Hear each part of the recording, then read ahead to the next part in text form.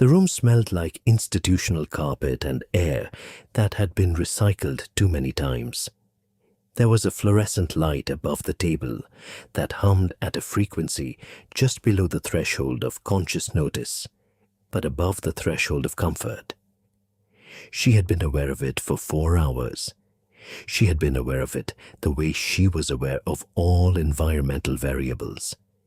Not obsessively, but with the background attention of someone who spent her professional life understanding that the space around you was always telling you something. What this room was telling her was that it had been designed for a specific purpose, and the purpose was to make people feel small. She did not feel small. She felt very still. The psychiatrist across the table was a lieutenant colonel named Marsh. He had the manner of a man who believed he was performing a neutral function and had constructed an entire professional identity around the belief that this made him neutral. She had recognized this type before, in officers, in evaluators, in the specific subspecies of institutional actor who had confused the absence of declared allegiance with the absence of bias. He had been asking her questions for 4 hours.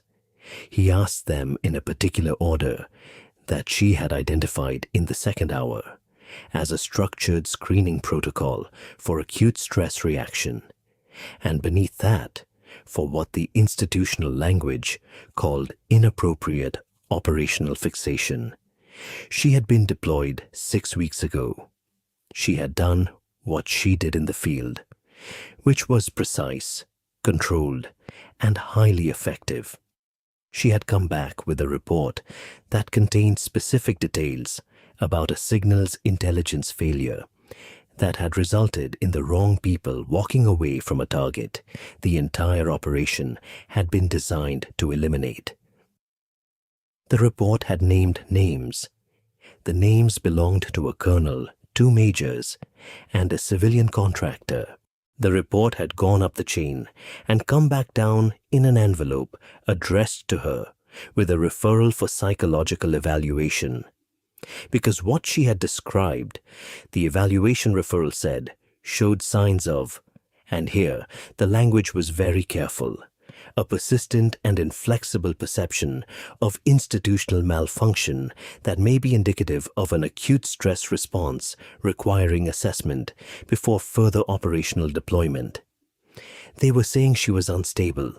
She had read the referral twice. She had come to the evaluation appointment without protest.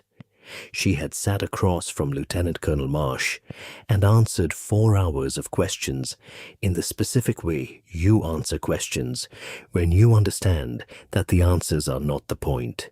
The appearance of the answers is the point. At hour 4, Marsh put down his pen. He said, "Staff Sergeant Voss, I want to be direct with you." She said, "Please." He said, "The evaluation indicates a presentation consistent with post-operational stress compounded by a pattern of thinking that shows rigidity around institutional trust. That is not a character assessment. It is a clinical observation. My recommendation will be a temporary administrative hold on your clearance, pending a follow-up evaluation in 30 days. She said, "My clearance." He said, "Administrative hold. Temporary. It's standard procedure for presentations of this type."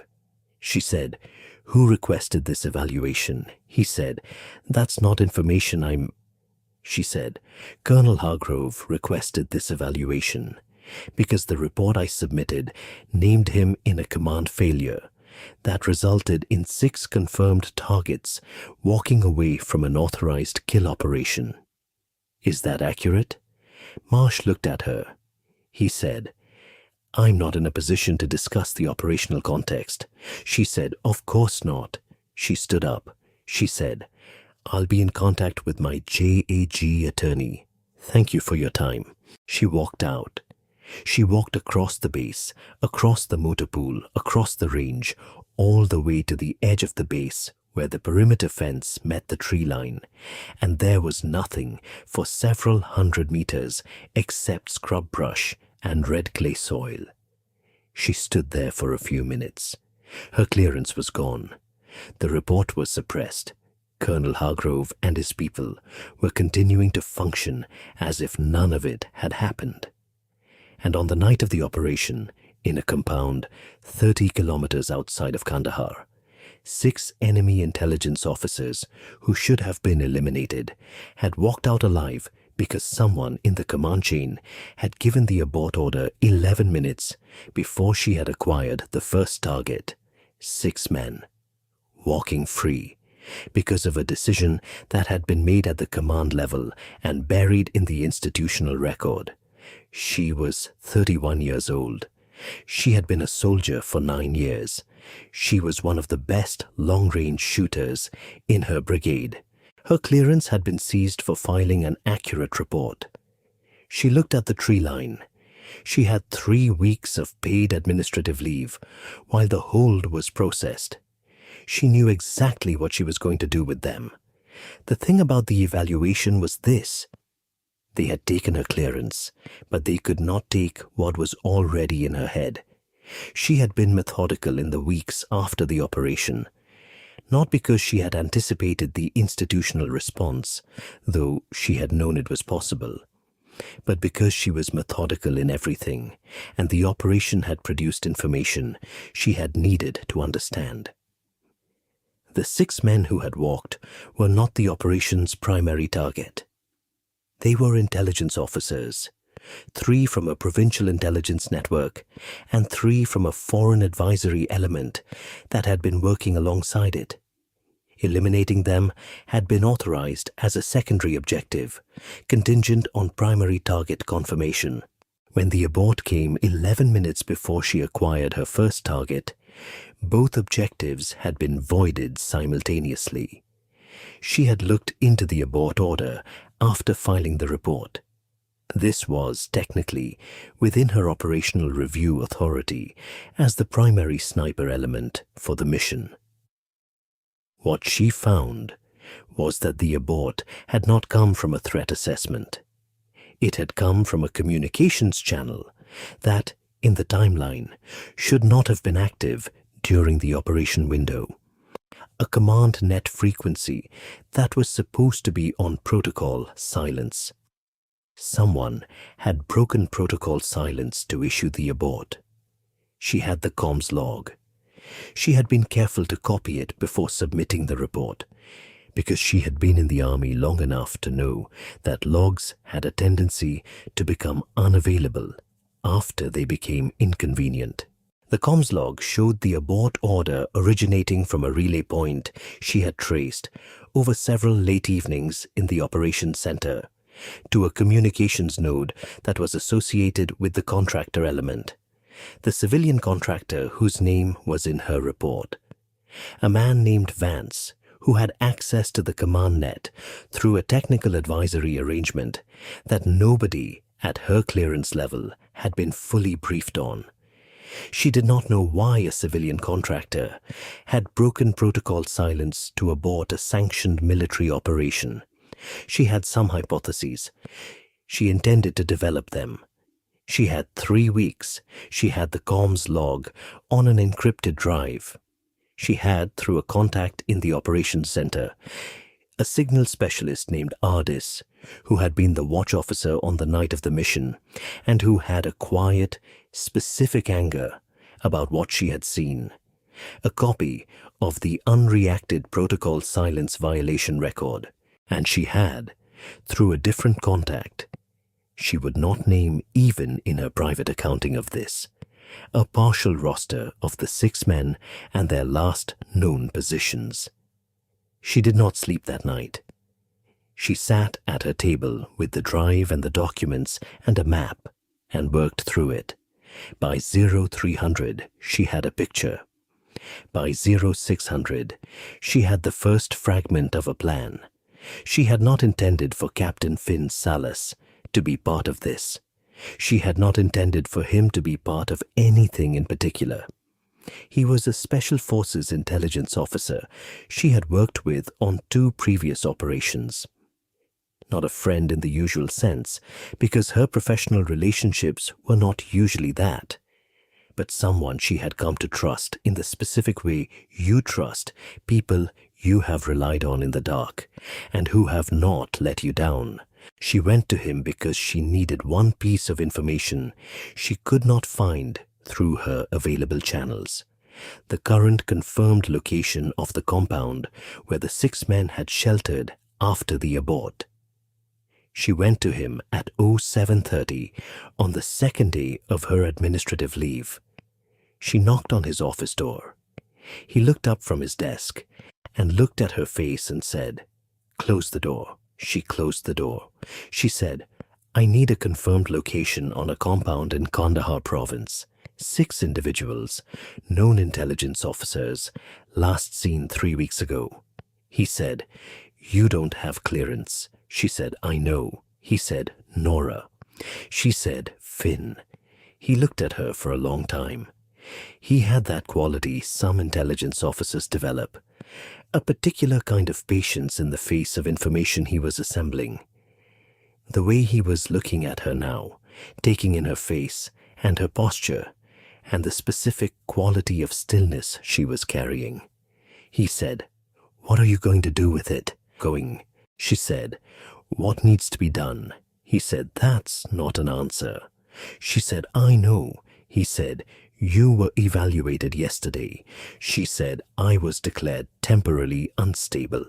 He said, "Are you?" She said, "What do you think?"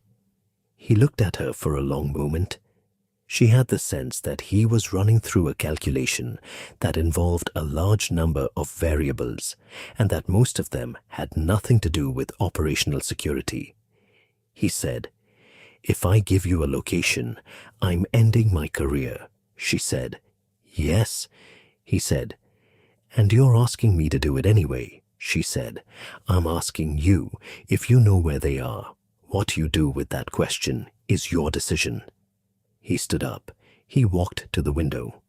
He stood there for a while. He said, "The compound is in the Afghan district. It's been confirmed active for 18 days. Grid November, Lima, 77426. She memorized it. He said, "Nora." She said, "Yes." He said, "Come back." She looked at him. The way he said it, the specific weight of it, not an order, not a request, something else that she did not have a category for, landed in her chest in an unexpected place. She said, "I intend to." He said, "I mean it." She said, "I know you do." She left. She walked to the barracks. She began packing the specific things she would need, which were few and specific, and none of which she was authorized to take. She thought about how he had said it. "Come back." The specific weight of those 2 words in his voice. She would think about it again later, when she was on the other side of what she was going to do. She filed it in the place where she kept things she could not deal with yet. She packed. She planned. She did not have 3 weeks. She had 12 days before the administrative hold would be converted to a formal review board, at which point her movements would be more closely monitored. 12 days to prepare, execute, and be back before anyone looked hard at where she had been. She had done worse with less time. She had the compound grid, she had the comms log, and the protocol silence record, which she packaged and sent to 3 external holding addresses: a lawyer she trusted, a journalist she had used as a contact on a previous matter, and a congressional oversight staffer whose office had been investigating contractor conduct in her theater for the past 8 months. The packages were sealed with a time lock. If she did not send a cancellation signal within 15 days, they would be forwarded automatically. This was not insurance. This was architecture. If she did not come back, the documentation would survive her and move on its own into the channels that would do something with it. If she did come back, she would cancel the time lock and decide what to do with the evidence herself, in full, with whatever information she had gathered on the compound. She requisitioned through a supply chain that was technically authorized for her unit and practically accessible without active clearance during an administrative hold, a standard field kit, M4A1, SIG P320, 3 days of rations, the technical equipment she would need. The Barrett M82 was a different matter. She did not have access to the Barrett through standard requisition in her current status. She had access to it through a different arrangement.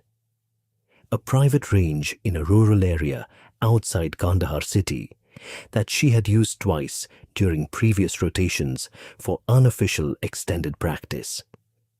The range's proprietor was a man named Karimi, a former Afghan National Army weapons instructor who had stayed after the transition and who ran his range on a pragmatic understanding that certain people needed to shoot things without paperwork and were willing to pay accordingly.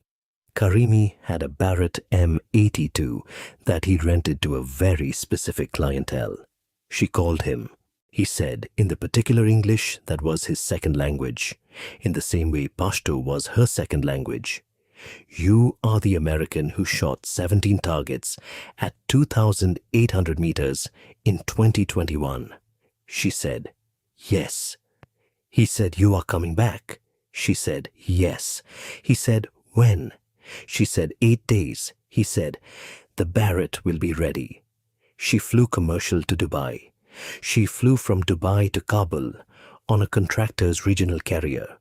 She rented a vehicle in Kabul with documentation she had prepared in advance. She drove south. She arrived at Karimi's range on day 10. She had 48 hours. The compound in the Arghandab district had been built originally as a small agricultural processor. It had the geometry of a building that had grown through addition rather than design, which meant multiple structures of different ages joined by connecting walls, a main residence with a flat roof, 2 outbuildings, a walled courtyard with a single gate on the south face. She had the aerial imagery from 2 months prior, provided by Audis, who had access to the imagery archive and who had attached it to a message that said, "Don't tell me what you're doing with this." She had spent the flight to Dubai, studying the imagery.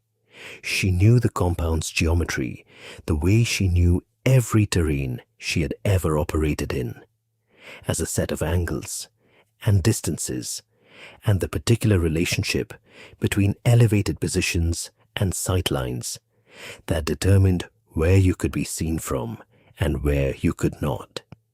The compound sat in a bowl of low terrain, slightly below the surrounding scrub.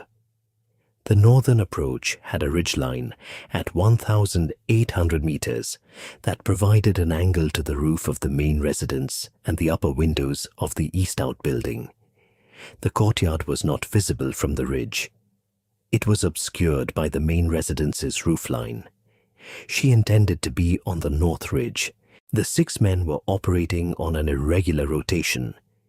She had the pattern from the imagery sequence Audis had provided across 3 separate capture dates.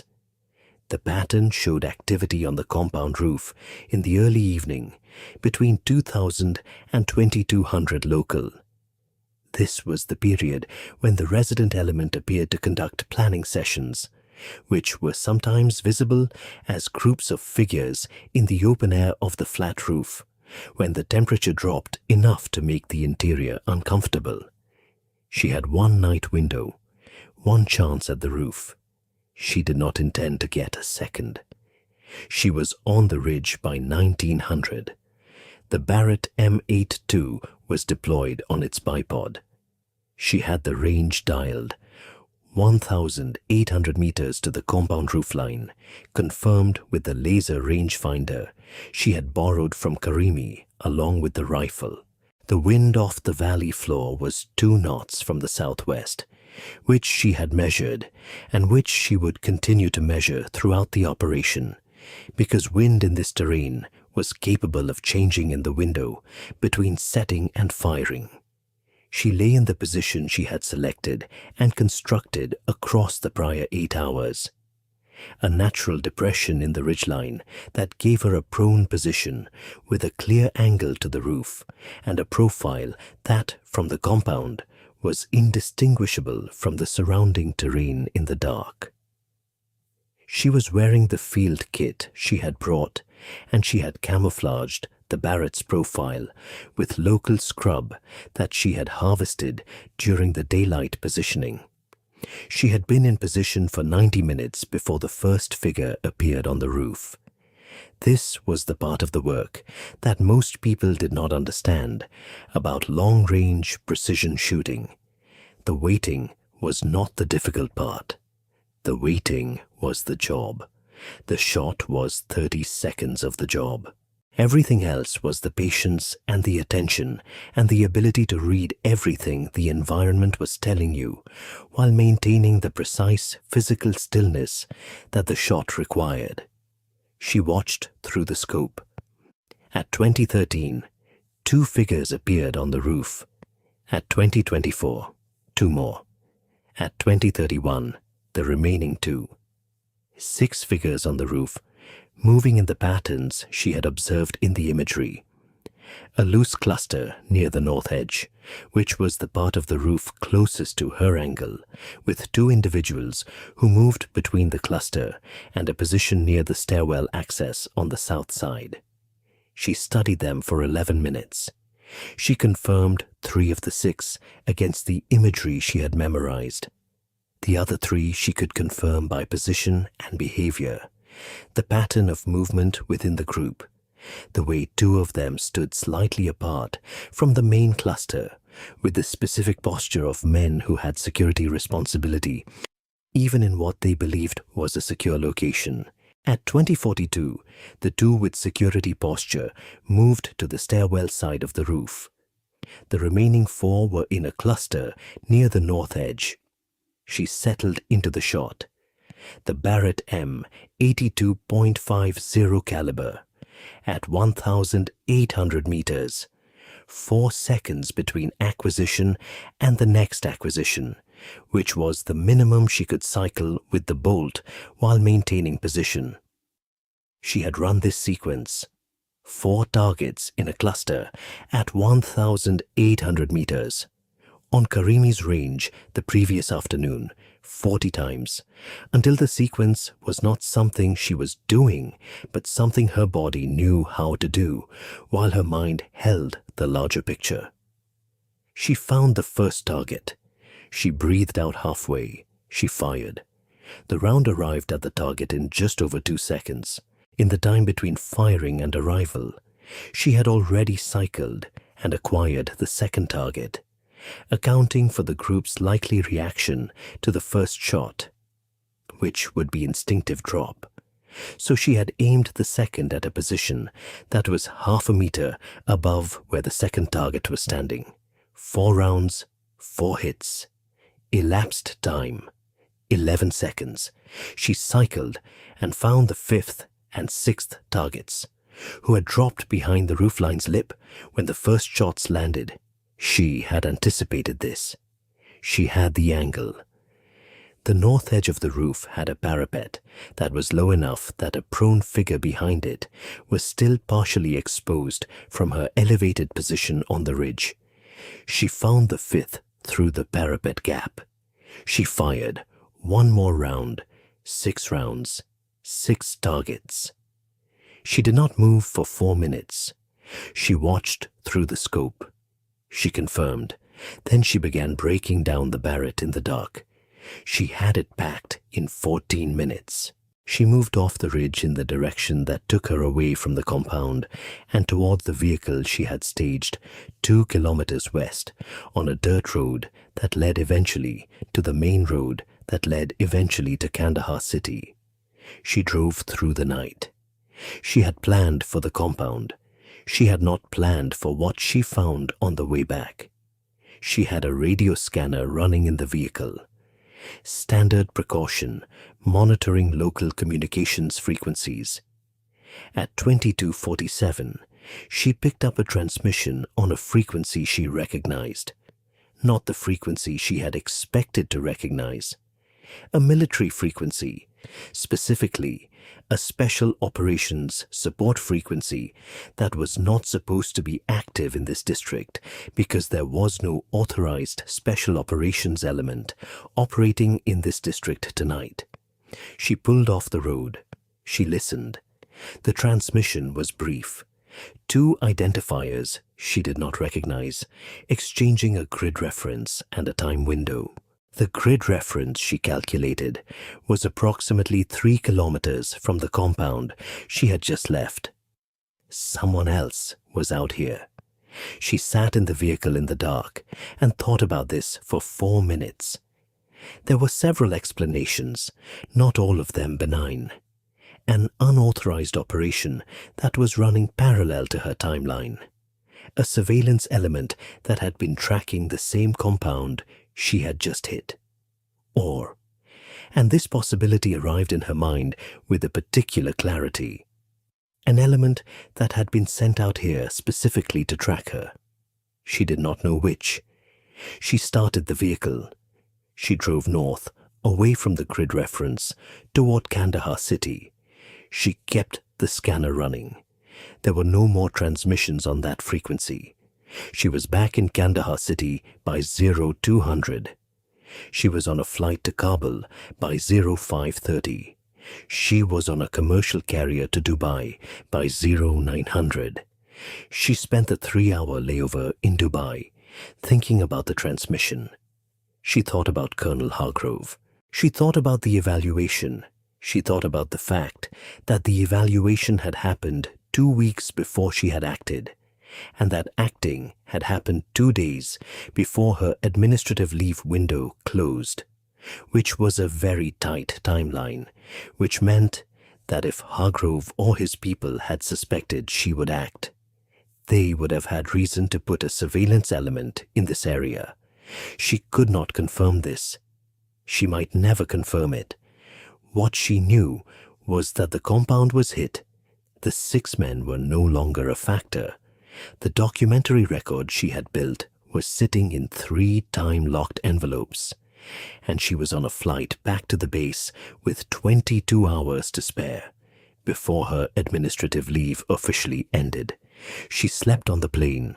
She woke over the Mediterranean and looked out at the dark water below and thought about Finn saying, "Come back."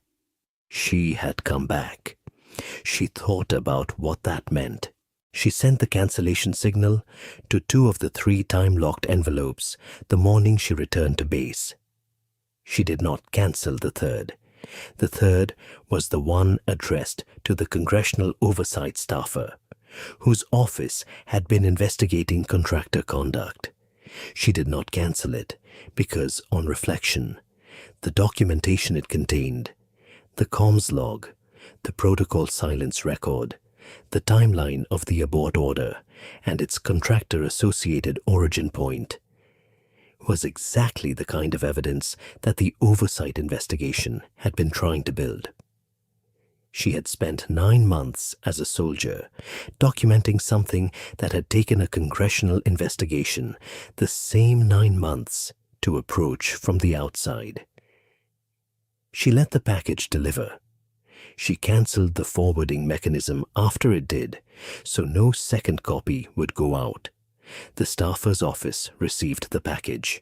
She knew this because the congressional inquiry, which had been stalled at the contractor access question for 6 months, filed an expanded subpoena request within 18 days of the package's arrival.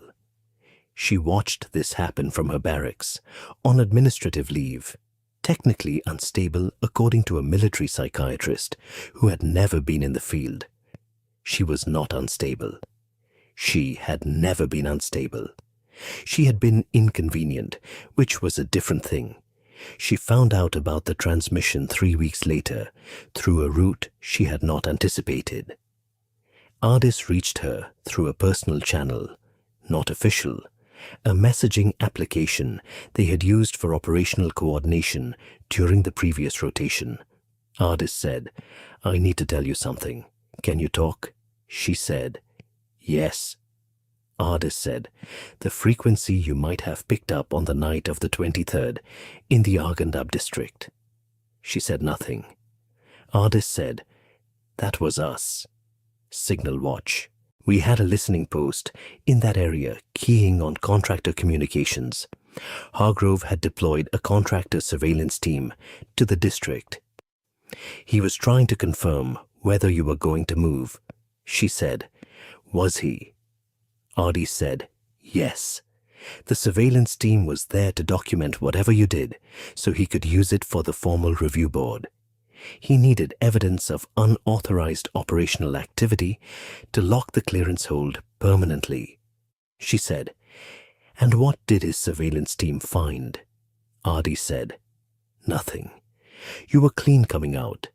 They had no confirmed observation of you in the operational area. The compound activity was documented separately through the district reporting chain as an unknown event." She said, "Unknown event." Ardis said, "Yes. Nobody has connected it to you." She sat with this. She said, "Ardis, the listening post. Did you know I was out there?" A pause. Ardis said, "I suspected. I kept my suspicion to myself." She said, "Thank you." Ardis said, "Don't thank me. Just be careful. Hargrove is not done." She said, "Neither am I." The review board convened on a Tuesday, 41 days after the psychological evaluation. She appeared with her JAG attorney, a major named Chen, who had been briefed on the full situation and who had, in 3 meetings with her, demonstrated both competence and the particular quality she most valued in anyone who was supposed to be working on her behalf. She told Chen exactly what she had done, and Chen had not flinched and had instead begun identifying the legal framework. The board consisted of 3 officers. Colonel Hargrove was not on the board. He had recused himself on the grounds of being involved in the incident that had prompted the evaluation, which was, she recognized, an elegant move. His presence on the board would have been a vulnerability. His absence made the board appear independent. She testified for 2 hours. She gave her account of the operation, the abort order, the report she had filed, and the institutional response to the report. She presented the comms log and the protocol silence record, both of which she had copies of, and which her attorney had submitted as exhibits. The board asked questions. The questions were careful and in some cases designed, she recognized, to characterize her operational report as the product of a fixated and unreliable interpretation of events rather than a factual account. She answered each question with the same precision she brought to everything. She did not become emotional. She did not raise her voice. She gave facts in the order in which they had occurred, supported by the documentation she had submitted. And she did so with the specific quality of attention she had been trained to bring to any target, complete, patient, unhurried. At the conclusion of her testimony, Chen submitted the Congressional Inquiry's expanded subpoena, which had been filed 3 weeks earlier and which referenced documentation consistent with what she had submitted to the board. The subpoena's existence had been public record for 2 weeks. The board members had been aware of it. Submitting it as an exhibit meant it was now formally in the board's record. The board recessed. She sat in the corridor outside the hearing room and looked at the institutional carpet and the recycled air and thought about the fluorescent light in the evaluation room 41 days ago. Chen sat beside her and said nothing for a while. Then she said, "You know what's happening in there." She said, They're figuring out whether clearing me is more damaging than holding me. Chen said, yes. She said, what do you think they'll decide? Chen said, I think the subpoena changes the calculation. She said, yes. They sat. After 2 hours and 14 minutes, the board reconvened. The presiding officer said, the board finds insufficient clinical basis for the administrative clearance hold and recommends immediate restoration of clearance pending final review. She said, thank you. She stood up. She straightened her uniform. She walked out of the hearing room. In the corridor, she passed a lieutenant colonel. She did not know who was walking toward the hearing room. He looked at her the way people sometimes looked at her. The particular evaluation of someone who was trying to determine whether the story they had heard about her matched the person in front of them. She did not stop. She walked out of the building into the Fort Bragg afternoon and stood in the parking lot for a moment. Her clearance was restored. The report was back in the record. Hargrove was about to have a very difficult interaction with a congressional investigator, and 6 men who had walked away from a compound outside Kandahar on the night of the abort had not walked away from anything else. She breathed the Fort Bragg afternoon. It was the particular quality of a southern autumn. Humid, warm-edged, the smell of the pines that ringed the base coming in from the west. She took out her phone. She composed a message. She sent it. She sent it to Finn. It said, clearance restored. Board closed. Coming to find you. He replied in 40 seconds. He said, where are you? She said, Building 7 parking lot. He said, don't move. He was there in 6 minutes, which was faster than Building 7 to the parking lot should have allowed, which told her he had been somewhere closer. She did not ask. He walked across the parking lot toward her. He was moving with the particular purposefulness she had noticed in people who had decided something and were now in motion toward the decision. She stood still and let him cover the distance. He stopped in front of her. He looked at her the way he had looked at her in his office a month and a half ago. The intelligence officer's quality of complete attention, reading everything, assembling the picture. Except now, there was something additional in it, something she had seen in the 41 days' absence from it, and was only recognizing now that it was in front of her again. She said, you waited. He said, I told you I'd be here. She said, I thought you meant professionally. He said, I meant both. She looked at him. He looked at her. The Fort Bragg parking lot was exactly what it was. Practical, institutional, not romantic. And yet she found that this did not diminish what was happening in it. She said, Finn, I did something while I was on leave. He said, I know. She said, you know. He said, I know approximately. I don't know specifically, and I don't need to. She said, I might have complicated your career. He said, I gave you a grid reference. I already complicated my career. She said, if anyone tracks back to... He said, Nora, stop. She stopped.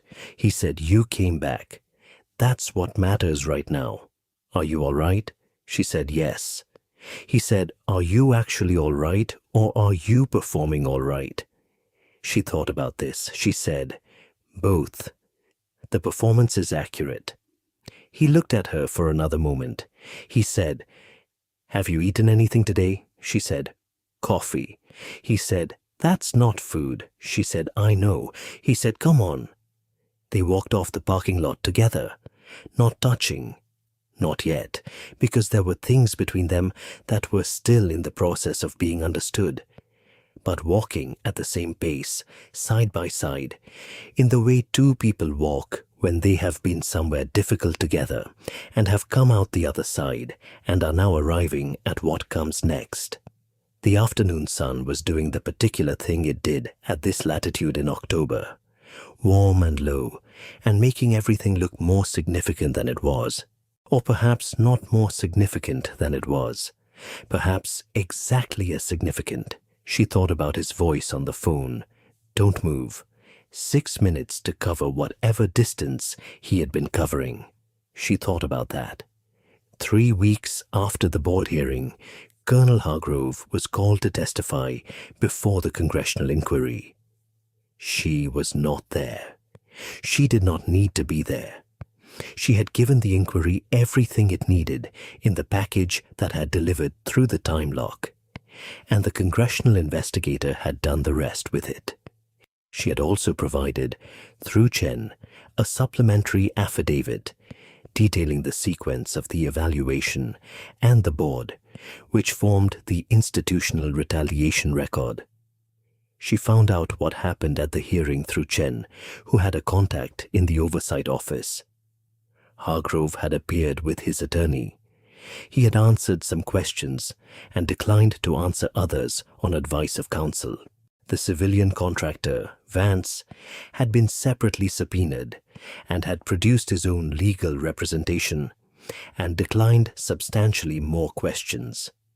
The inquiry had then published, as permitted under its oversight authority, a summary finding that described a pattern of contractor access to military command communications that had exceeded the authorized parameters of the contractor agreement, and that this access had been associated with an abort order for a sanctioned operation that had not been authorized through proper command channels.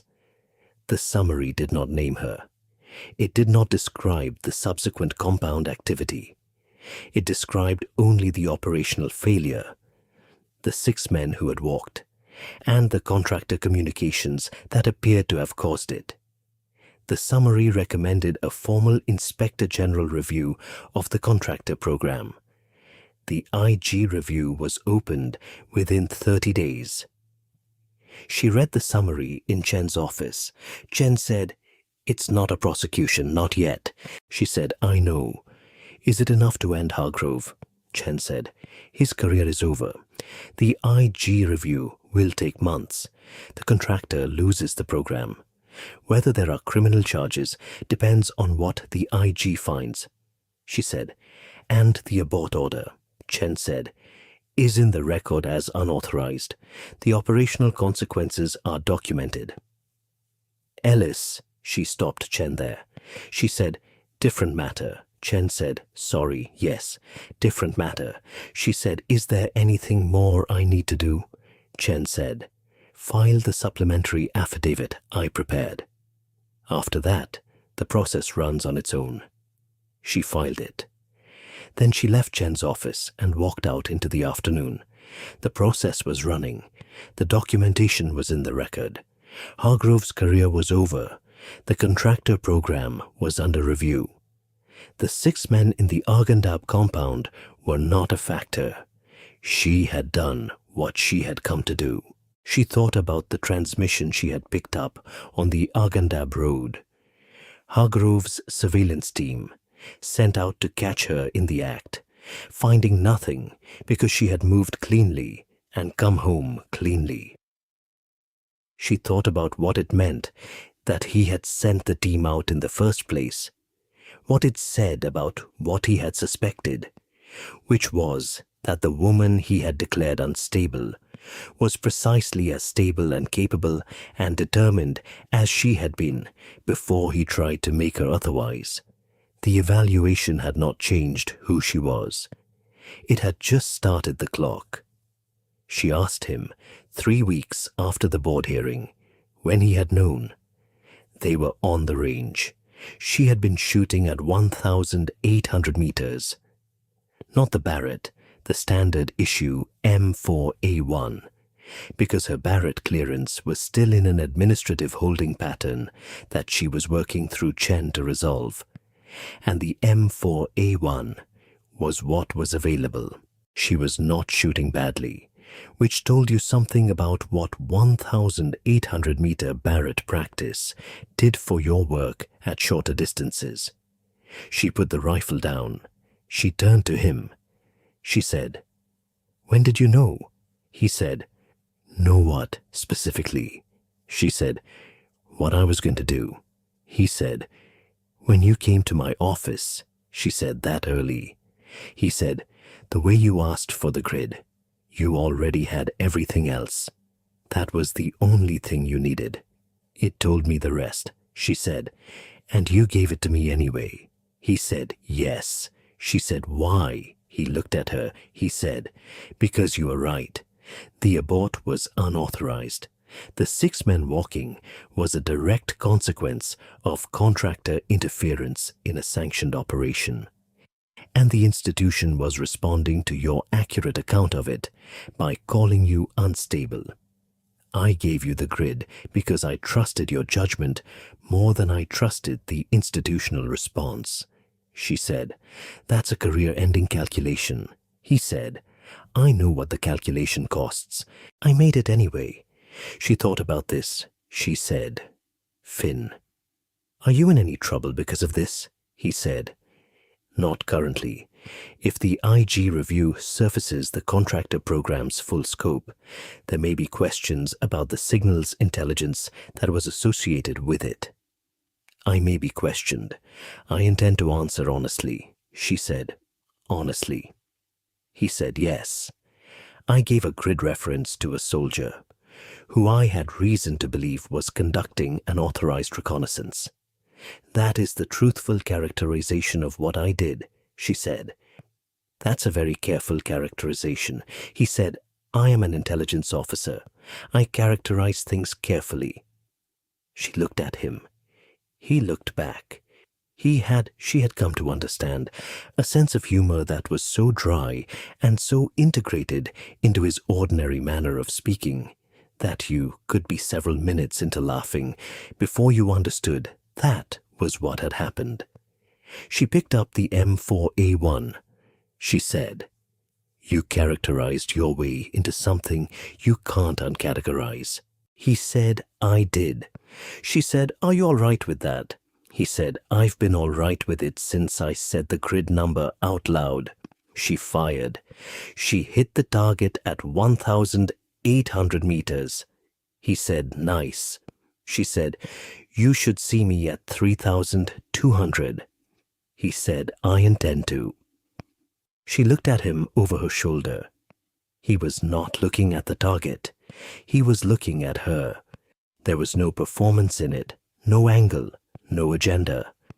Just the specific direct quality of someone who had decided something and had no interest in obscuring the decision.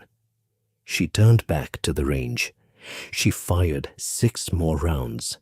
6 hits.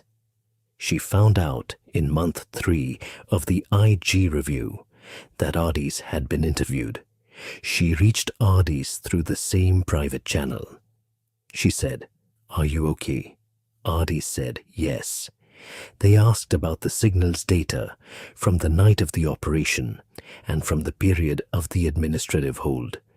I answered everything accurately. She said, "Everything."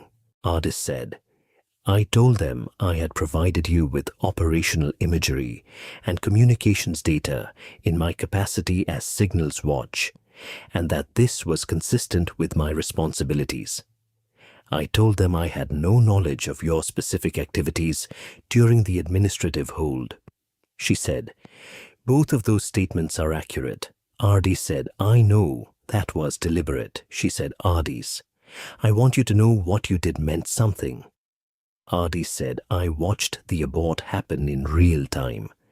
I watched them redirect you on an unauthorized channel. I watched the report get buried. If providing you with accurate operational records was what it took to put that in the right channel, then that's what it took." She said, "Thank you."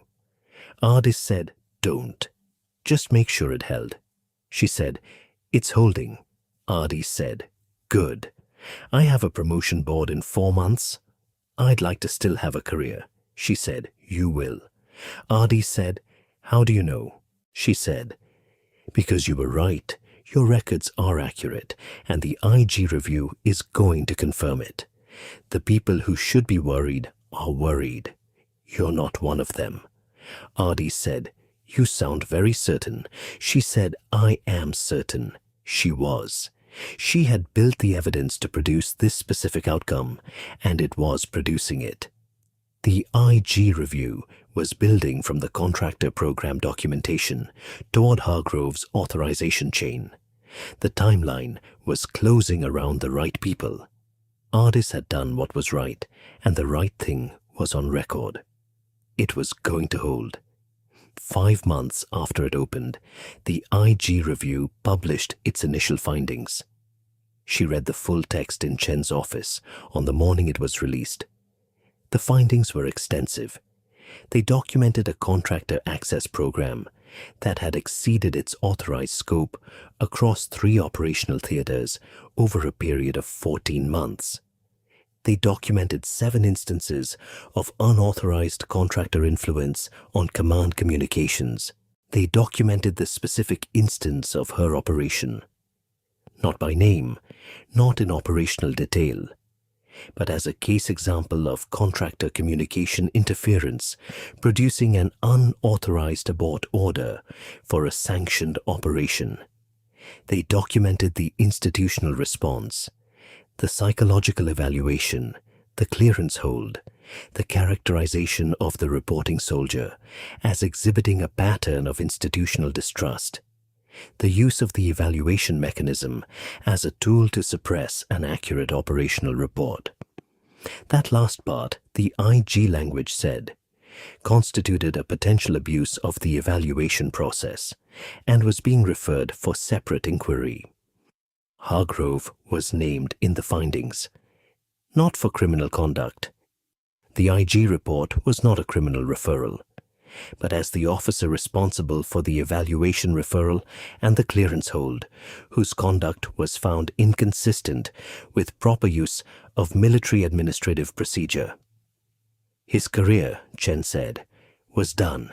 A finding like this at his rank meant no further advancement and likely a request for voluntary retirement. She read that section twice.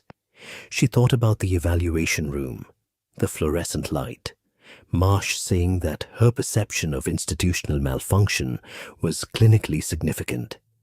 The particular way power structures respond when you tell the truth about them. Not by denying the truth, but by questioning the reliability of the person who told it. She had been declared unstable for filing an accurate report. The IG review had found that the accurate report was accurate, and the instability claim was a fabrication. She put the report down. She said, "Is there more?" Chen said, "The criminal referral for Vance is separate. That's a DOJ matter. Could take a year," she said, "and the 6 men." Chen said, "The IG report acknowledges an unauthorized abort affected the operation's secondary objectives. It doesn't describe consequences. It doesn't know the consequences," she said. "No." Chen said, "Are you all right?" She said, "Yes." She meant it.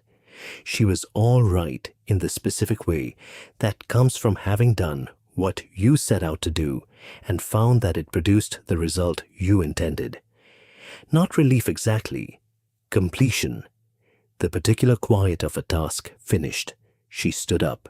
She shook Chen's hand. She thanked her. She walked out. 6 weeks after the IG findings, the administrative clearance hold was formally lifted and her weapons qualifications were fully restored. She went to the range. She had arranged, through the supply chain, access to a Barrett M 82.50 caliber for the qualification session. The range officer set it up at the 2,000-meter marker and stood back. She deployed it on the bipod. She ran the wind. 3 knots from the northwest. A familiar direction, a manageable correction. She calculated. She dialed. She fired. She hit. She ran 14 more rounds through it. She hit 14 times. The range officer said, 15 for 15. She said, can we push to 2,500? He said, we top out at 2,000. She said, I know. I'm asking anyway. He looked at her for a moment. He said, I'll call the range coordinator. They pushed the target to 2,500. She fired 6 rounds. She hit 4. At 2,500 meters, without prior preparation on this range, without the environmental data she would need for reliability, 4 out of 6 was not good enough. It was not where she intended to leave it. She said, can we come back tomorrow? He said, I'll be here. She was back the next morning and the morning after. On the 4th morning, she fired 8 rounds at 2,500 meters and hit 7. The range officer looked at her through the spotting scope and said nothing for a moment. Then he said, that's the best I've seen at that distance without NVENC optics. She said, I know. She was not being arrogant. She was being accurate, which had always been the same thing for her. He said it on a Thursday evening. They were in his off-base apartment, a place she had been spending time at, with increasing frequency and decreasing calculation, which was itself a kind of answer to a question she had been considering for several months. He was making tea, which was a domestic act she had found unexpectedly grounding. She was reading the IG findings again, not because she didn't know them, but because she was looking for something she couldn't name. He said, from the kitchen, Nora. She said, yes. He said, I want to tell you something, and I want you to hear it as a statement, not a question. She put the report down. She looked at him. He came into the room with 2 cups. He sat across from her. He said, I've been in love with you since the 2nd operation we worked together. I've been very careful about this for 2 years, because the timing was wrong, and then you were on leave, and then the board, and then the IG review, and there was always a reason to wait. I don't want to wait anymore. That's the statement. She looked at him. She said, You've been carrying this for 2 years. He said, yes. She said, that's a long time to carry something without putting it down. He said, I know. I got good at it. She thought about what she had been carrying over the past months. The evidence, the plan, the execution, the waiting. She thought about Ardis's signals data and the Arghandab road and the transmission in the dark and the 6 rounds at the compound roof. She thought about the board and the IG report and Chen and the Barrett at 2,500 meters. She thought about what it meant to carry something for a long time and then finally put it down and find out what your hands were for after. She said, Finn. He said, yes. She said, I'm going to say something, and I want you to hear it as an answer, not a question. He was very still. She said, I have not been good at this. At any of this, the part that isn't operational. I don't know how to be with someone in the way that doesn't have a mission structure around it. I've been trying to figure out whether what I feel for you is what you're describing, or whether I just trust you more than I trust most people. And I've come to the conclusion that those 2 things are not separable, that you might be the same thing for me, that trusting someone completely might be what it feels like for me. He said, is that a yes? She said, it's the most honest thing I can give you. He looked at her for a long moment. He said, that's more than enough. He didn't say anything else. She didn't say anything else. The tea cooled. The evening came through the window. Outside, Fort Bragg was doing what military bases do in the evening. the particular settling of a place that has been active all day and is moving toward rest without fully arriving there. She thought about carrying things and putting them down. She thought about the dog tag. Different dog tag. Different person, but the same weight.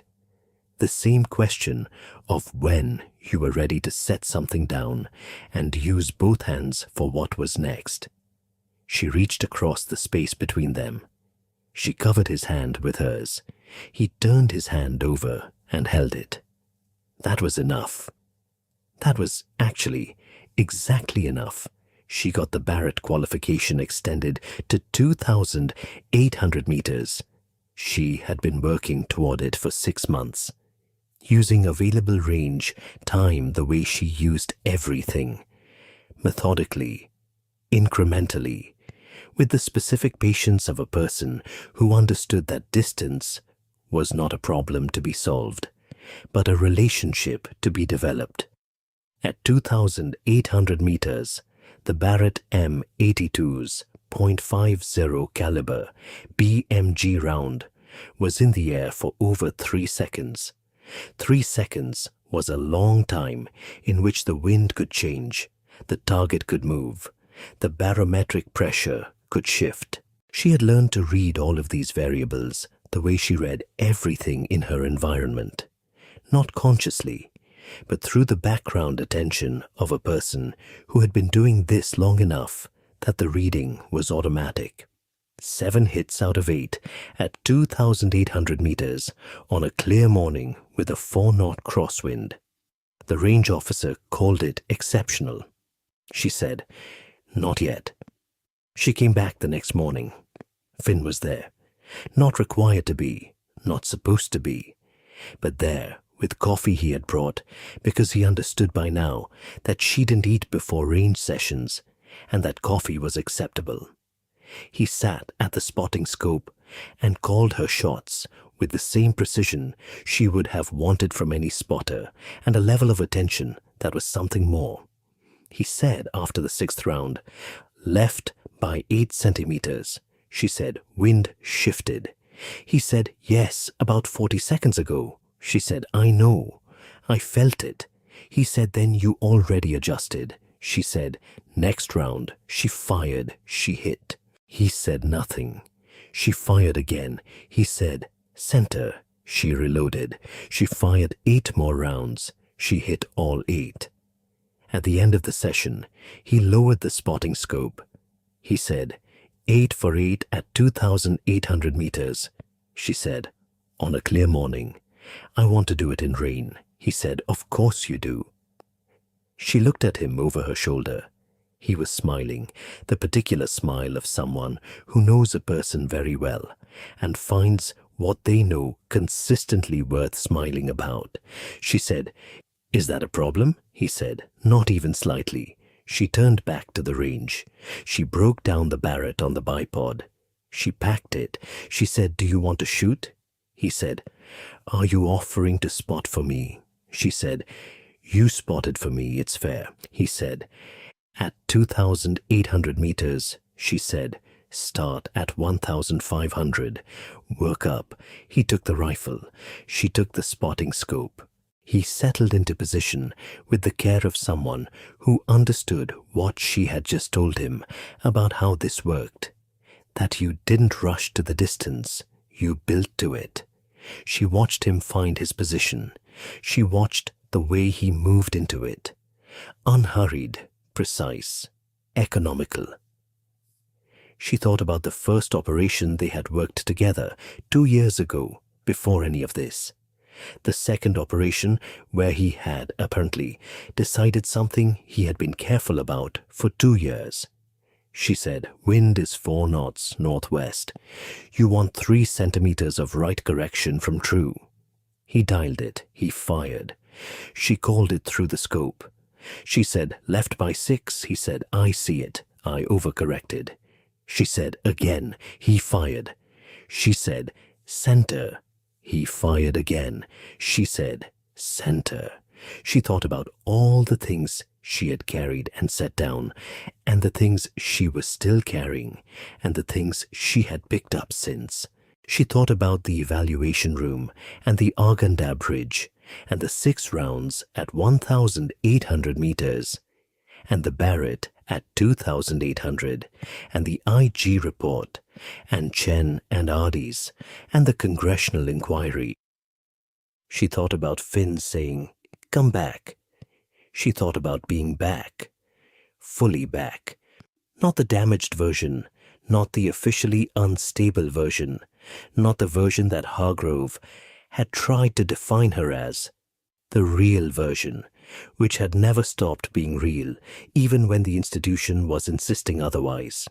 She said, again, he fired.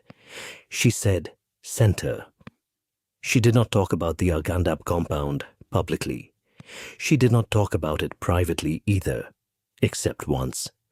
She talked about it with Finn on a night in January, in his apartment, in the specific way you talk about things that have been sitting in you for a while, and that you have decided, finally, to let be heard by someone else. She told him what she had done, not the grid. He had given her that and already knew that part. The 12 days, the Barrett borrowed from Karimi, the ridge, the 6 rounds, the night drive back to Kandahar city. He listened the way he listened to everything, completely, without interruption, without visible judgment. When she finished, he said, 6 rounds at 1,800 meters, elapsed time 11 seconds. She said, yes. He said, I've seen your range qualification data. That's not a sequence many people can run. She said, I know. He said, Nora, I want to ask you something, and I want you to answer honestly. She said, yes. He said, are you all right with what you did? She thought about it. She said, the 6 men were the people responsible for the intelligence that the abort was based on. They were working with the contractor who broke protocol silence. Without them, the abort doesn't happen. Without the abort, the primary objective succeeds, and the secondary objective succeeds. He said, that's not what I asked. She said, I know. She thought about it more carefully. She thought about the abort order, and the 11 minutes before she acquired the first target, and the clean operation that had become a failure at command level. She thought about the 6 rounds, and the 11 seconds, and the Argandab darkness, and the drive back. She said, yes, I'm all right with it. He said, good. She said, are you? He said, I gave you the grid. I made my peace with everything that followed from that before I said the number. She said, you made your peace before you even knew what you were making peace with. He said, I knew enough. She looked at him. He looked back. She said, that's a remarkable thing to do for someone. He said, you're a remarkable person to do it for. She said nothing. There wasn't anything to say. She reached across the space and put her hand on his arm, and he covered it with his. And they sat like that for a while in the January quiet of the apartment. Outside, Fort Bragg was cold and clear. The pines were dark shapes against the sky. There were stars. Very clear, the kind of sky that happens when it's cold enough and dry enough, and there's nothing between you and the actual sky. She looked at them for a while through the window. She thought about what it meant to be on the other side of something, to have done what she had come to do and come back cleanly, and put the thing down, and now to be here, in the warm apartment, with someone she trusted in the complete sense. It was a good thing to be on the other side of. The Hargrove matter was resolved administratively. Voluntary retirement under the IG findings. No criminal charges. The specific outcome that military accountability produces when the evidence is strong enough to end careers, but not strong enough, or not yet, for prosecution. The contractor, Vance, faced civil liability through the DOJ matter. That moved slowly. It would continue to move slowly. The outcome was uncertain, and she had decided to accept the uncertainty rather than carry it. Ardis, maid staff sergeant. She was there for the promotion ceremony at the back, unofficial. Ardis saw her afterward and didn't say anything, and she didn't say anything. They nodded. That was the appropriate thing. Her clearance was fully restored. Her operational status was fully restored. Her next assignment was a special operations support role that represented, in her estimation, where her career would have gone if none of this had happened, which meant none of this had permanently damaged what it had been designed to permanently damage. She was 31 years old. She was the best long-range shooter she had ever personally known. She had a clearance, an operational assignment, a contested but intact record, and a person who had given her a grid reference and kept his office light on and told her, "Come back." She had come back. This is where her story's operational chapter ends. Not because the work is over, but because the specific work that this chapter was about is resolved. The clearance that was seized is restored. The men responsible for the abort are accountable. The 6 men who walked from the compound are accounted for, and the documentation that the institution tried to suppress is in the permanent record. What comes next is forward. The same thing that always comes next for people who have been through something that tried to stop them and did not succeed. Forward, into the operational assignment, the range sessions at 2,800 meters in rain, the apartment off base where someone makes tea and the evening is warm and there are stars through the window, and the next mission is still in the planning cell, and the rifle is clean and ready. She is a soldier. She has always been a soldier. The institution declared her unstable and found out that she was the opposite. More stable than the system that tried to use its power to silence her. More capable than the officers who assumed that seizing her clearance would be the end of it. They were wrong. She is on the range at 0600. The Barrett M82 is on its bipod. The morning is cold and clear. The target is at 2,800 meters. She fires, she hits, she fires again, she hits again. One more, 3 rounds, 3 hits. At 2,800 meters, before the sun is fully up, in the cold North Carolina morning. She is here. She is exactly where she is supposed to be, and she is not done. If this story reached you, if you felt what it means to be told you are unstable for telling the truth, and to prove completely and precisely that you are not, hit the like button.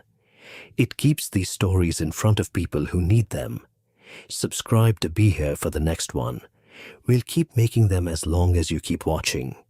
She fires one more round. She hits. She always hits.